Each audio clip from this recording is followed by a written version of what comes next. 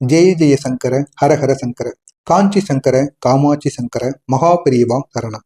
அனைவருக்குமே வணக்கம். நாளை ஜனவரி 30 தை மாத பிரதோஷம். இந்த ஒரு நாள்ல நம்ம சிவனுக்குடைய அருளானது நமக்கு கிடைப்பதற்காண்டி விரதம் எப்படி இருக்கிறதுன்னு காஞ்சி மகான் மகாபெரிவா அவருடைய பக்தரிடம் அறிவுறுத்தியிருக்கிறார். அதனைத்தான் நம்ம இந்த ஒரு வீடியோவில் நம்ம முழுமைக்கும் காணப்போகிறோம். அவருடைய பக்தரிடம் இந்த விரதம் அப்படிங்கிறது என்ன, அதை நம்ம எப்படி பண்ணணும், எந்த ஒரு நேரத்துல இருந்து அதை நம்ம தொடங்கணும் அப்படின்னு சில விஷயங்களை காஞ்சி மகான் அவருடைய பக்தரிடம் கூறியிருக்கிறார். முதல்ல அவர் பேச தொடங்கையில், விரதம் அப்படிங்கிறது வெறும் உணவை மட்டும் நம்ம தவிர்ப்பது கிடையாது. நம்முடைய மனசை சுத்தபத்தமா வச்சிருக்கணும். உடலையும் அதே மாதிரி எந்த விதமான கெட்ட செயல்களிலும் ஈடுபடுத்தாம நம்முடைய உடலையும் நம்முடைய மனதை நம்முடைய எண்ணங்கள் என அனைத்தும் இந்த மூணுமே சிவனிட்ட நம்ம ஒப்படைத்தரணும். ஒப்படைத்து விட்டு எந்த விதமான கெட்ட செயல்களுக்கும் நம்ம ஈடுபடுத்தாம பாதுகாத்து கொள்ளணும். அப்படி ஈடுபடுத்தாம பாதுகாத்து கொண்டால் மட்டுமே நம்ம இந்த ஒரு விரதத்தை நம்மளால கடைபிடிக்க முடியும். இல்ல அப்படின்னா இந்த ஒரு விரதம் இருந்தாலும் அதனால எந்த விதமான பயனும் இல்லாமல் போய்விடும். தீய சொற்களை இந்த ஒரு நேரத்துல நீங்க பேசவே கூடாது. உணவை மட்டும் நீங்க தவிர்த்தா கூடாது. முக்கியமா மனசு சுத்தமா இருக்கணும். உங்களுடைய எண்ணங்கள், உங்களுடைய உடல் சுத்தபத்தமா காலை மாலைன்னு இருவேளையும் நீங்க குளித்திருக்கணும். இந்த ஒரு செயலை நீங்க செய்வதற்கு முன்பாக முழுக்க முழுக்க சிவபெருமான மனதார நினைத்து கொண்டு நீங்க இருக்கணும். சிவபெருமான மனதால் நினைத்து கொண்டு இருந்தால் மட்டுமே இந்த ஒரு விரதத்தை உங்களால செய்ய முடியும்.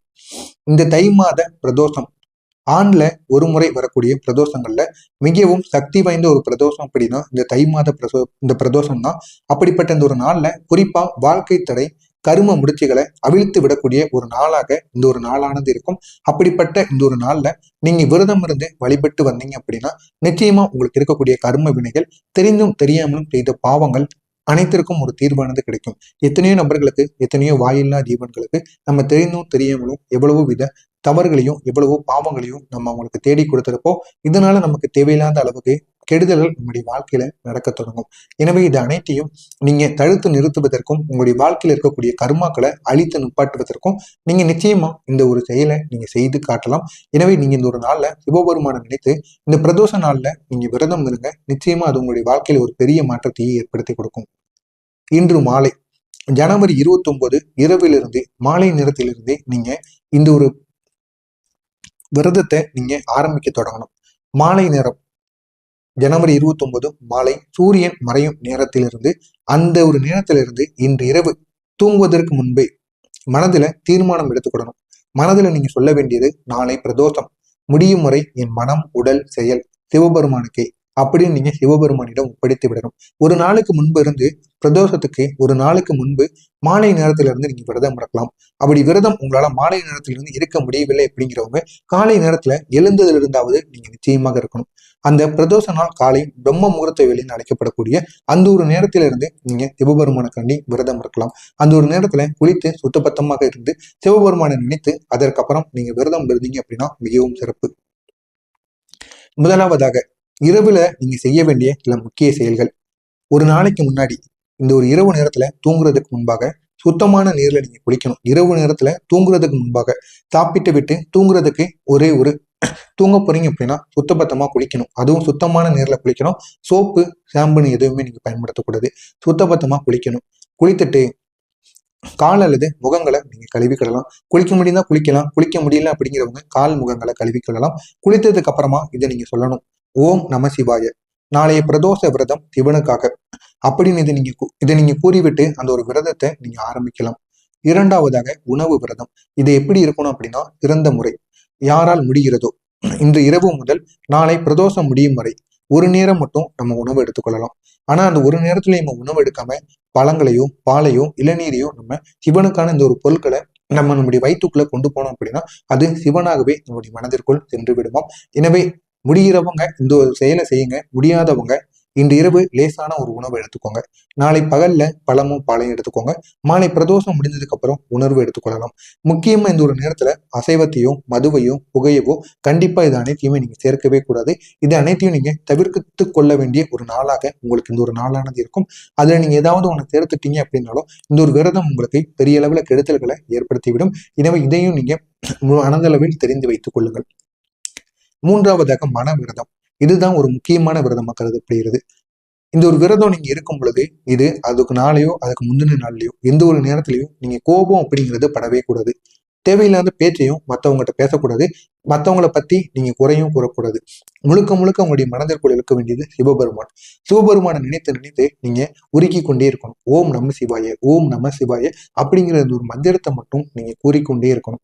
அப்படி கூறிக்கொண்டே இருந்தால் மட்டுமே இந்த சிவனின் விரதத்தை உங்களுக்கு பெரிய அளவில் நன்மைகளை ஏற்படுத்தி கொடுக்கும். எனவே இந்த ஒரு நேரத்துல போயிட்டு நான் விரதம் இருக்கேன் அப்படின்னு மற்றவங்ககிட்ட கோபப்பட்டு பேசுறது, ஏன் உங்களுடைய குழந்தைகள், உங்களுடைய பெற்றோர்கள், உங்களுடைய துணைவன் யாரிடமும் கூட நீங்க கோபப்பட்டு பேசக்கூடாது. தேவையில்லாத பேச்சையும் நீங்க பேசவே கூடாது. கேட்டதுக்கு மட்டும் பதில் கூறிட்டு இருக்கணும்.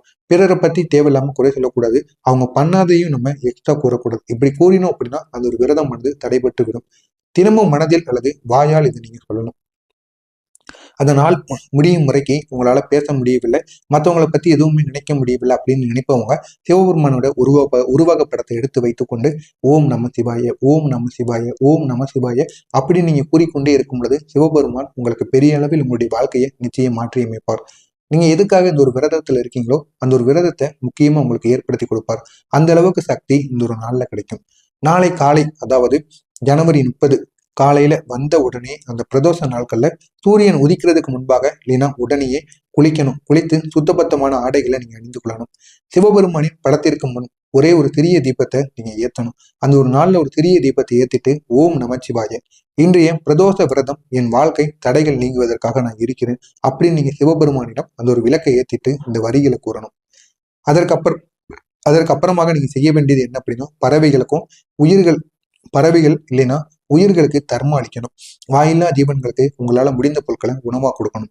முக்கியமா காலை நேரத்துல பறவைகளுக்கு அரிசி இல்லைன்னா தானியங்களை நீங்க உணவா கொடுக்கலாம். பசுவுக்கு கொஞ்சம் புல்லையோ இல்லைன்னா பசுவுக்கு திங்கிற ஏதாவது ஒன்னையோ நீங்க கொடுத்தீங்க அப்படின்னா அது பெரிய அளவுல நன்மைகள் நடக்கும். இல்லை அப்படின்னா யாருக்காவது ஒரு நபருக்காவது நீங்க உணவு வாங்கி கொடுக்கணும். இதுல எதையாவது ஒண்ணு காலை நேரத்தில் நீங்க பண்ணி விடுங்க. இதை மட்டும் நீங்க செஞ்சிட்டீங்க அப்படின்னா அந்த விரதத்தோட பலனானது இன்னும் உங்களுக்கு இரட்டிப்பாக தொடங்கும். அந்த விரதம் உங்களுக்கு இன்னும் சூடு பிடிக்க ஆரம்பித்து நீங்க நினைத்த காரியங்கள், நீங்க எதுக்காண்டி அந்த ஒரு விரதம் இருக்கீங்களோ நிச்சயமா அது உங்களுடைய வாழ்க்கையில நிச்சயமாக சிவபெருமான் ஏற்படுத்தி கொடுப்பார். பிரதோஷ நேரத்துல மாலை நேரத்துல நம்ம செய்ய வேண்டியது, சிவன் கோவிலுக்கு செல்ல முடிந்தால் சென்று விடுங்கள். சென்று விட்டு நந்தியை 3 முறை வலம் வாங்க. வலம் வந்து காதில் மெதுவாக சொல்லுங்கள். அந்த நந்தியோட காதுல ஓம் நமச்சிவாய, என் வாழ்க்கையில் நினைத்த தடைகள் நீங்கணும் அப்படின்னு நீங்க நந்தியோட காதுல 3 முறைகள் கூறுங்க. நந்தி கூறிய மந்திரங்களையும் நீங்க நந்தி தெய்வத்தின் காதுகள்லயும் நீங்க கூறலாம். வீட்டில் இருந்தாலும் நந்தி படத்தை நினைத்து இதையே நீங்க சொல்லி பாருங்க. நிச்சயமா உங்களுடைய வாழ்க்கையில ஒரு பெரிய மாற்றத்தை இந்த நந்தி தெய்வமும் சிவபெருமானும் உங்களுக்கு ஏற்படுத்தி கொடுப்பார். பிரதோஷம் முடிவதற்கு 5 அல்லது 10 நிமிடங்களுக்கு முன்பாக நீங்க இந்த ஒரு விரதத்தை முடித்துக் கொள்ளலாம். சிவபெருமானை மனதார நினைத்துக் கொள்ளுங்கள். நினைத்துக்கொண்டு சிவபெருமானுக்கு நீங்க வாங்கி கொடுத்த பொருட்களையோ சிவபெருமான் கோவில்ல கொடுக்கிற பிரசாதங்களையோ நீங்க கொண்டு வந்து உங்களுடைய வீட்டில் வைத்து வழிபடலாம். இப்படியும் நீங்க சிவபெருமான் கோவில்ல இருந்து வாங்கி கொண்டு வர விபூதியாக இருக்கட்டும், எதுவாக இருந்தாலும் அதையும் நீங்க கொண்டு வந்து உங்க வீட்டு பூஜையில் இருக்கின்ற திருநீருடன் சேர்த்து போட்டு கலக்கி கொள்ளுங்கள். இப்படி நீங்க மாதம் சிவபெருமான் கோவிலுக்கு சென்று விரதம் இருந்து வழிபடுங்கள். இது பெரிய அளவில் உங்களுடைய வாழ்க்கையில ஒரு பெரிய மாற்றத்தை ஏற்படுத்தும். இந்த ஒரு விரதத்தை முடிக்கிற முறை எப்படின்னா, பிரதோஷம் முடிந்த பிறகு சிவனை நினைத்து பழம், பால் அல்லது சத்து உணவுகள் இது அனைத்தையும் நீங்க சாப்பிடலாம். மனதுல சொல்ல வேண்டியது, சிவனை குறை இருந்தாலும் என் நம்பிக்கையை நீ ஏற்றிக்கொள் அப்படி நீங்க சிவனிடம் கூறி வழிபட்டு அதுக்கப்புறமாங்க சிவன் கோவில இருந்து விடைபெறுங்க. நிச்சயமா இதை நீங்க இந்த ஒரு விரதத்தை இருக்கிறதுனால நீண்ட நாட்களாக இருக்கக்கூடிய பிரச்சனைகள் அனைத்துமே தீர்ந்துவிடும். நீண்ட நாட்கள ஒரு பிரச்சனை உங்களுடைய வாழ்க்கையில துரத்தி கொண்டே இருக்கு, அதற்கான ஒரு முழு தீர்வானது கிடைக்காம இருக்கு அப்படின்னா நிச்சயமா நீங்க இந்த ஒரு நாள்ல இதை பண்ணி பாருங்க. நிச்சயமாக உங்களுடைய வாழ்க்கையில ஒரு பெரிய மாற்றத்தை இந்த ஒரு செயலானது நிச்சயமா ஏற்படுத்தும். கடன், வேலை, திருமணத்தடை எதுவாக இருந்தாலும் அதற்கும் ஒரு முழு தீர்வானது கிடைக்கும். மன அமைதியானது உங்களுடைய மனதிற்குள் அப்படி இருக்குங்க. இத்தனை நாட்கள் பட்ட கஷ்டங்களுக்கு ஒரு தீர்வானது கிடைக்கும். முக்கியமா வீட்டுல நேர்மறை சக்தி பெருகக்கூடிய நல்ல ஒரு நேரமாக இருக்கும். சிவனுடைய பாதுகாப்பு உணர்வு உங்களுக்கு ஏற்படும். சிவனுடைய அருளும் உங்களுடனே இருக்கும். எனவே இந்த தை மாத பிரதோஷத்துல சரியான முறையில் நீங்க விரதம் இருந்தீங்க அப்படின்னா ஒருவரை சிவபெருமான் கைவிடவே மாட்டார். விரதம் இருந்த யாரையுமே சிவபெருமான் கைவிட மாட்டார். முடிந்த அளவுக்கு நீங்க விரதம் இருக்கணும் கூட கிடையாது. சிவபெருமானை நினைத்து உங்களுடைய மனசும் உங்களுடைய எண்ணங்களும் மனமும் அனைத்துமே தூய்மையாக இருந்தாலே போதும். நீங்க சாப்பிட்டு இருந்தாலும் கூட பிரச்சனை கிடையாது. சிவபெருமானை நினைத்து சிவபெருமானக்கூடிய மந்திரங்கள் உங்களுடைய மனதில் எந்த விதமான கெட்ட எண்ணங்களும் இல்லாம நீங்க இருந்திருந்தாலே போதும். இந்த ஒரு விரதமானது உங்களுக்கு பெரிய அளவில் நன்மைகளை ஏற்படுத்தி கொடுக்கும். இது காஞ்சி மகான் மகா பெரியவா கூறிய ஒரு எளிய பரிகார முறை. நீங்களும் இந்த ஒரு பரிகாரத்தை கூறுங்க. இந்த ஒரு பரிகாரத்தை செய்து பாருங்க. உங்களுடைய வாழ்க்கையிலும் ஒரு பெரிய மாற்றத்தை சிவபெருமானும் மகா பெரியவா அவர்களும் ஏற்படுத்தி கொடுப்பார். இது காஞ்சி மகான் கூறிய ஒரு எளிய பரிகார முறை. நீங்களும் செய்யுங்க. உங்களுடைய வாழ்க்கையிலும் செய்து வாழ்க்கையில் வெற்றி பெறுங்கள். ஜெய ஜெய சங்கர, ஹரஹர சங்கர, காஞ்சி சங்கர, காமாட்சி சங்கர, மகா பெரியவா சரணம். நல்லதே நினைவுகள். உங்களுடைய வாழ்க்கையிலும் நல்லது மட்டுமே நடக்கும். நன்றி, வணக்கம்.